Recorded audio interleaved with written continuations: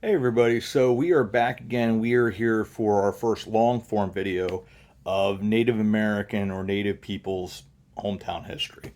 We've done two short forms videos showing you some of the unique crafts, the way they used everything around them. So, for instance, if they killed a deer, there was not a piece of that animal that was wasted. They found a use for every single thing. They believe very much about living a life with Mother Earth in a way that you didn't waste, you didn't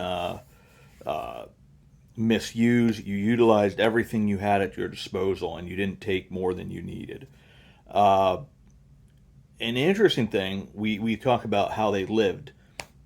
I think a lot of people think of sort of the Plains Indians that they lived in teepees, the wigwams, and that type of stuff. And that is true. But here on the East Coast, it was a little bit different. We're going to concentrate on some of the larger tribes in the area, the Susquehannock, the Lenape, uh, and the Iroquois. And you're going to see various longhouses, which is what they lived in. And they had what they call the Lancaster Long House, which is the one that we had visited. Sharon Josh had taken me to Hans Herr Homestead or the 1719 Museum, and it's awesome. They actually have a rebuilt uh, longhouse, Lancaster Longhouse, which would have been Lenape, Susquehannock. And in that case, it was probably Conestoga, which was sort of a mixture of several different tribes. They were very peaceful, got along very well with the settlers, and this is how they lived. And the one I'm going to show a little bit of footage from that, probably the short form video, where at least you get to see the inside. I found out after the fact that they would prefer that people not film while the tour is going on. And unfortunately, a bunch of this film that I had was of the tour guide explaining, which I'm going to explain from what he explained.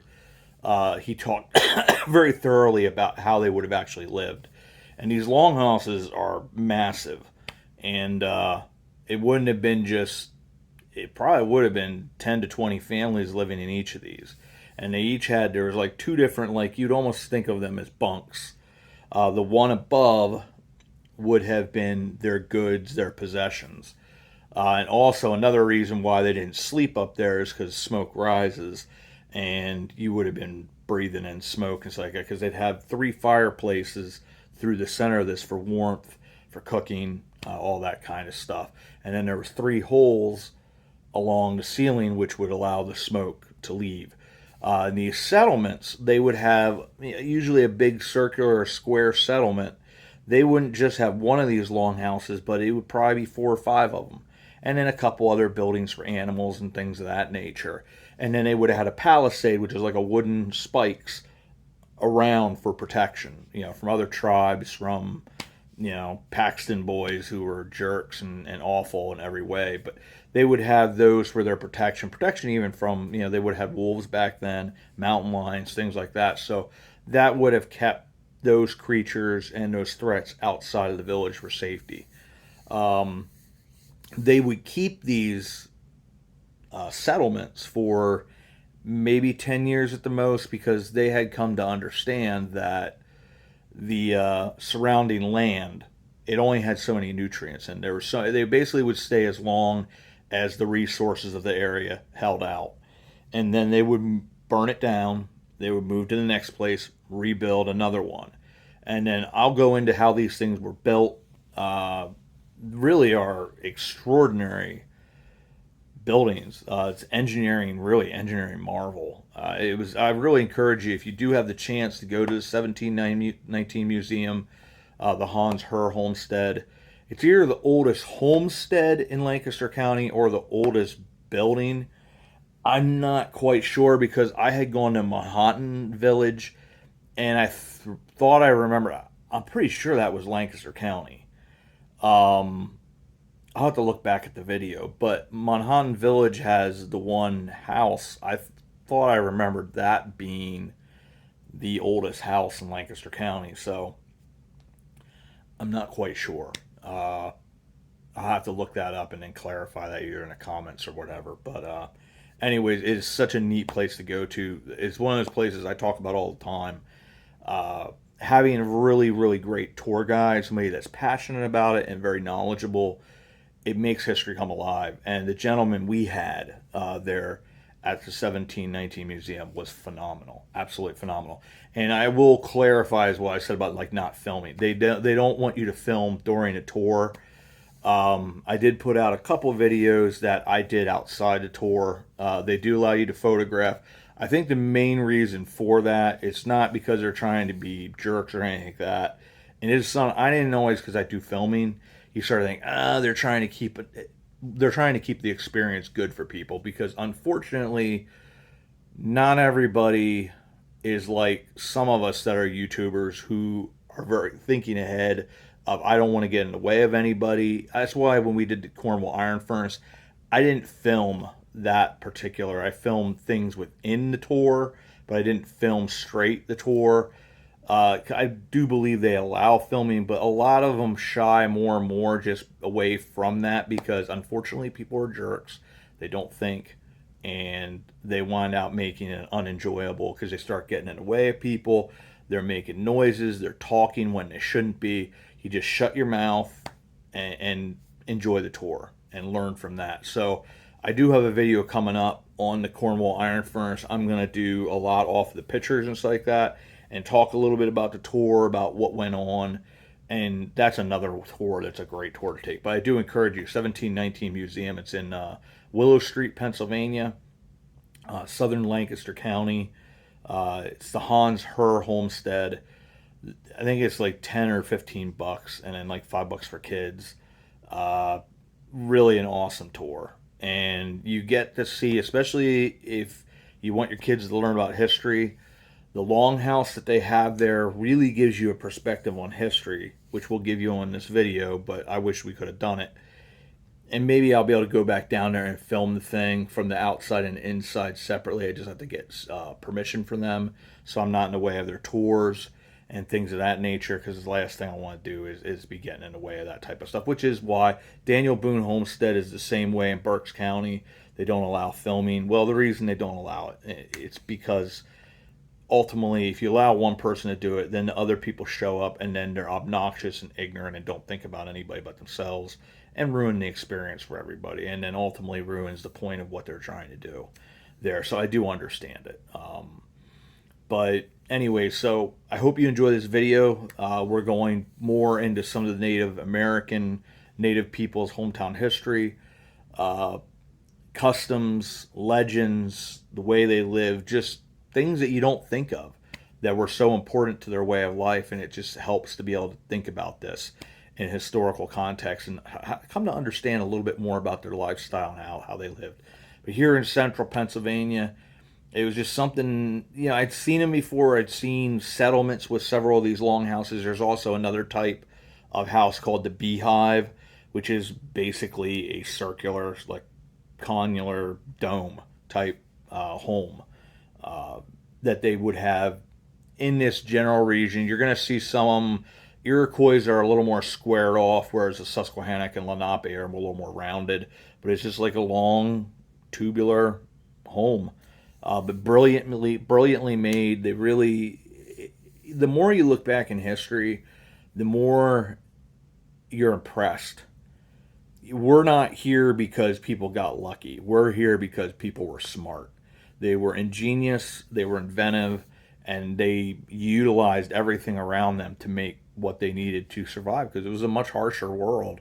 In reality, like, we get very, very, how do you call it, jilted, or we don't have a respect for what we have because we live like kings and queens now, whereas, back then they really had it rough. So they had to find ways to survive and to make things go. So enjoy the rest of the video, and we'll see you all about town.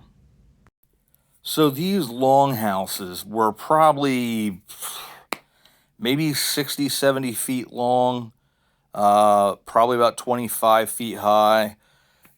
They were built with a wood structure where they would get wood saplings of some sort because of their ability to bend and those types of things. and they would make a basic structure, and then they would use sino, where they basically take the bark and tie it into, make it into like a rope. And then they would tie that real solid, and then they would take the really bendable saplings and they bring it up and make that rounded shape around this original wood structure, which you'll see a little bit of that when we put in the video, that short film that I put out earlier, where you get to see a little bit of the actual interior architecture.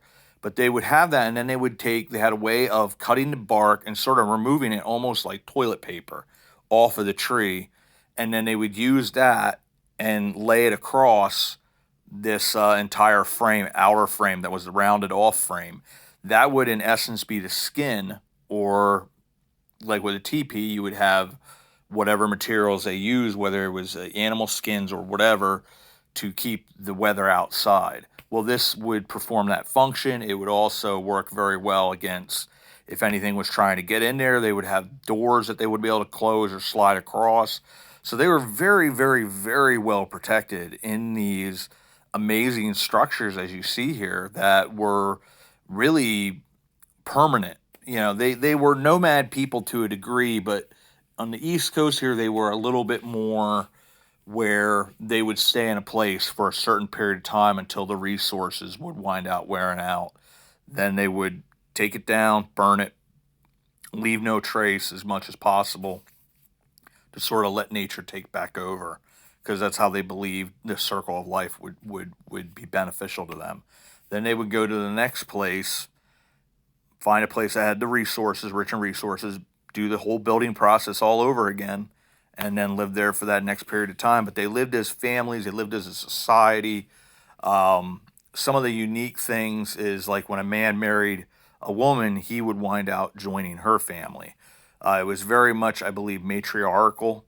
So the women sort of led things. You had the chief, but the family structure was the matriarch, was the person that sort of flowed that whole thing through. Really is a very unique society.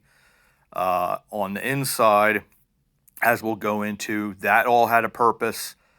They were really well thought out, like every single little thing that they could think out of ways to be able to hang things, to be able to store things. All those different things were taken into consideration and were utilized in the structure and the architecture of these buildings. They really were ingenious people, and it's well worth learning about their history. Here you get to see some of the items after the native populations came in contact with the white man, the settler, and they started trading. You would have seen the ceramic plates. One of the big things that would have replaced their buckskin clothing was the linen and the wool. They preferred that. And then you get to see this longhouse. This is how they would have lived. It was just stunning, the engineering to these things, and just how big they actually were. There were several different types of buildings like this. They had beehives, and then they had these longhouses covered in bark. So the next book that we're going to have is from the outside. We're going to go into the inside, and as I'll explain somewhat in there, it really was. I wish I could have used that footage. So this is almost like 10 minutes that he just talked about the interiors of these longhouses, all the different unique features, how they built them. It was such amazing knowledge. So I want to watch that through again, refresh myself, and I'm going to do another video going a little bit more into their way of life. This is more about just the construction of the longhouses, their purpose, why they had these communal livings and things like that. But it really was an ingenious living. I mean, I wouldn't be surprised too with it being sort of matriarchal, as the way you had your Indian chief, which was a man, but the family structure was based upon the matriarchy. Was really, really neat how they viewed the giver of life and her wisdom. So it was, and the women really were responsible for the village or the settlement, because I think they primarily did the farming. They would take care of any livestock that they would have. They would make sure that everything was done, because the men were primarily, either if they were warring at all, they were involved with going outside of there. They also were the ones that did the hunting primarily and things like that. So they were the ones that went outside of the settlement, whereas the women held down the fort quite literally, and made sure there was still a home there for the men when they came back. So it was very much a society that everybody had value, and in a lot of ways some equality as well. They took care of each other. They survived or they died together, and that was the way they did things. And it was a way of life that survived for thousands and thousands of years, and was far more sophisticated than I think people give them credit for, which is a shame, because they were very naturalistic, meaning that the natural world had a great impact on their society, and everything was driven thereof from that. They protected the earth because the earth would protect them, and really was a smart way of living. It's something we need to look more at, like how they lived, and how they supported one another, because I think we've gotten away from that, and it hasn't been good for society or for the family structure. But anyways, so I hope you enjoy the next section here. This is going to be more looking at the insides, two different types. The one is, I don't know if it's a different tribe. Maybe it's an Iroquois, because it does seem to be a little more straight. Whereas the one I was in, the Lancaster Long House, that was a more curved, and it also had an interior structure. It was like the main structure, and then you had the outer structure that sort of weaved around it, and that's what held the bark outer layment. Really, really just ingenious, and it was so very cool to see. But there will be that little bit of video where you can sort of see certain bits of it, and go from there. So here we come to the inside. You'll be seeing two inner uh, of these longhouses. This one's slightly different from what we visited. Down the center, you would have had these long poles, and then a structure sort of growing across. So you had vertical and horizontal poles that were all sort of tied together. And then you would have had, instead of just the one bunk along the bottom, you had a second bunk where they would actually, in essence, it had a shelf, and they would have their possessions. And then each of these sections were more like this, where they would have maybe 8-foot sections, and the shelves were maybe about 3 to 4 foot wide. Uh, I think you could probably have a family of 4 would have 2 of those sections, because it's sort of narrow enough that I don't know how many people you could snuggle into a space like that.